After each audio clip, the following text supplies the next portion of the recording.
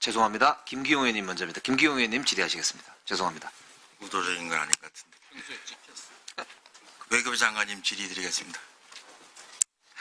오늘 현안 보고를 통해서 정말 만시지탄의 감은 있지만 정부를 대표해서 국민들에게 사과도 하시고 그동안의 대응이 매우 부실하고 미흡했다라는 걸 인정을 하시고 또 앞으로 이렇게 하겠다 이렇게 하신 거는 다행이라고 생각을 합니다. 기본적으로. 근데 그렇다고 해도 그동안 있었던 일이 어떤 일이 있었는지 그 원인이 무엇인지 과연 누가 어떤 책임을 져야 되는지는 분명히 좀 가릴 필요가 있다 싶어서 제가 질의를 드리겠습니다. PPT 띄워주세요. 지난 국감 때 제가 언제 보고를 받으셨고 왜 엄중하게 대응하지 않았냐 했더니 영사국장과 장관님께서 사망 원인도 불분명하고 일반 사고도 많고 교통사고도 많고 그랬다 이렇게 얘기를 하셨습니다. 실제로 의사록이 있어요. 근데 현장에서 확인해 보니까 우선 형이 7월 25일, 26일 해서 동생이 지금 아주 위험한 상황에 있다라고 이제 소조 확인을 해달라고 요청을 했습니다. 그리고 8월 11일 날 한 2주 지났죠. 대사관 보고가 범인 2명을 같이 체포하는 과정에서 발견했는데 한국인인데 보시면 고문에 의해서 대리대사는 구타 흔적도 많다 하는데 심한 통증을 겪어서 심장마비로 사망 이렇게 해서 보고를 했어요. 11일자 전문에. 여기에 대해서 영사국장이나 장관님이 왜 자꾸 일반 사고 무슨 교통사고인 줄 알았다 이렇게 말을 두르셨는지는 나중에 보충질의 때 따져보기로 하고요.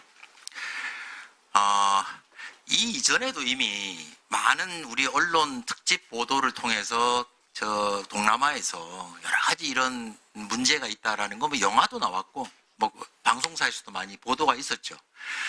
상당히 심각하다는 건 다 알고 계셨던 것 같고 가족들이 또 저 상황에서 시신을 빨리 좀 송환받고 싶다라고 또 열심히 또 애타게 얘기도 했고요. 아까 지금 말씀하신 대로 캄보디아라는 국가가 고위층에서의 어떤 협조가 굉장히 중요한 나라. 아까 장관님도 이렇게 얘기를 하셨지 않습니까? 중요한 나라다. 이렇게 다 알고 계셨던 거예요. 심각하다. 그리고 고위층이 협조하는 게 중요하다. 캄보디아 대사관에서 본부에 보낸 전문을 봤더니 계속 보내는 전문의 내용이 열심히 얘기하는데 캄보디아 측에서 상부에서 지시가 없다는 얘기를 계속 하고 있더라고요. 지시가 없어서 못 움직인다 이렇게. 다음 거 하나 띄워주세요. 8월 11일 이 사건이 보고된 이후에 2달 동안 10월 10일까지 정부가 뭘 했나 한번 봤습니다. 총체적 부실 대응 아까 미흡 얘기를 했는데 대통령, 국무총리, 장관, 안보실장 할 거 없이 전화 한 번을 한 사람이 없어요. 이런 일이 생기면 유감이다. 빨리 진상을 규명해달라. 거기 우리 2,000명 가까운 국민이 소재도 모르고 어떤 상태에 있는지 모르는데 좀 빨리 좀 파악해달라. 도와달라. 한마디 할 수 있지 않습니까? 아니면 직접 가면 장관님만 가실 수도 있고요. 그런데 왜 이렇게 바쁘셨는지 유엔 총회 잠깐 만나신 건 알겠는데 그 공관장이 이해하더라고요. 전화 전에 없었던 걸 알고 있다 이렇게. 대리대사가. 그럼 지금까지 공관장이 또 없어요. 대사 임명이 왜 이렇게 어려운지 모르겠는데 그 실무자, 과장급 이하 실무자 몇 명에서 이리 뛰고 저리 뛰고 하고 있더라고요. 공관장이 있고 없고 차이가 크지 않습니까 사실? 공관장을 왜 임명 안 하는지 잘 모르겠고요. 전문을 봤더니 그 보고 이후에 대통령실이나 외교부에서 전문 나간 게 없어요. 하나 있는지 그게 실무적으로 몇 줄 썼는데 신속히 해결하라 이런 내용 하나 정도. 아주 실무자가 보낸 것 같아요. 영사국장 정도 보낸 것 같은데 2달 동안 아무것도 안 했잖아요.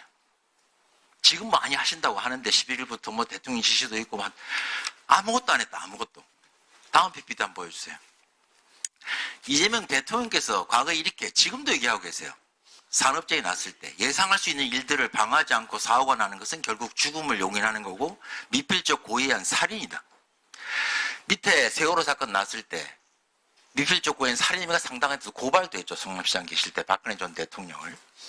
자, 이 상황이 얼마나 엄중한지, 얼마나 많은 국민이 위험한지, 실제 사망사건이 발생했는데, 고문에 의해서.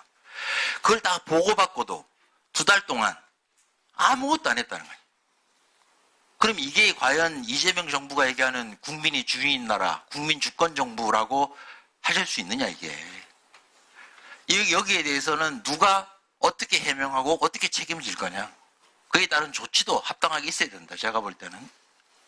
그러니까 누가 뭘 잘못했길래 이 2달 동안 아무것도 지금과 같은 열심히 하겠다고 하는 것들이 이루어지지 않았는지에 대해서 경위를 파악하고 책임질 사람은 책임을 져야죠.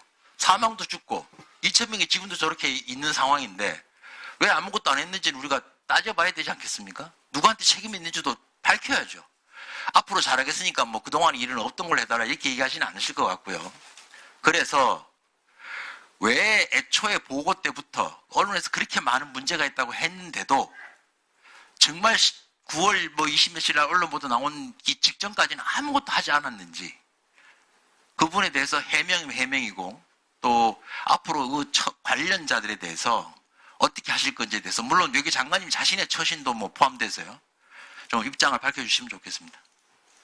네, 저는 캄보디아에서 소식이 들어올 때마다 가슴이 철렁하고 국민들에게 거듭 송구스러운 마음이 들 뿐입니다.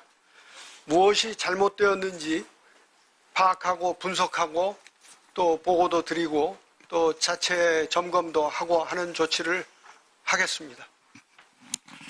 어쨌든 영사국장이 보고를 부실하게 했는지 뭐 그거야 조사해보면 나오겠지만은 장관님 스스로도 지난번에 일반 사고로 보고받았다. 전문 보고를 이렇게 얘기하셨어요. 보고를 이렇게 하셨다고 말씀을. 그러면 전체적인 책임을 지고 있는 장관님으로서 이 문제에 대해서 뭔가 책임 같은 걸 느끼시지 않습니까? 네, 책임을 깊이 절감하고 있습니다. 앞서 말씀드린 것처럼 그러한 깊이 책임을 느끼는 상태이기 때문에 아주 작은 것이지만은 어떤 일이 있으면은 다시 한번 그 충격을 받고 있습니다. 그러나 아무 일도 하지 않은 것은 아니고 그때 뉴욕에서 캄보디아 장관과 회담을 하면서 이 문제를 심각하게 거론을 했고 또 영사 대사를 파견을 했고 지금 현재 이 분야에 그 상당히 경험이 많은 현직 대사를 출장 형식으로 파견해 있다는 말씀을 드립니다. 네, 수고하셨습니다. 인요한 의원님 질의하시겠습니다.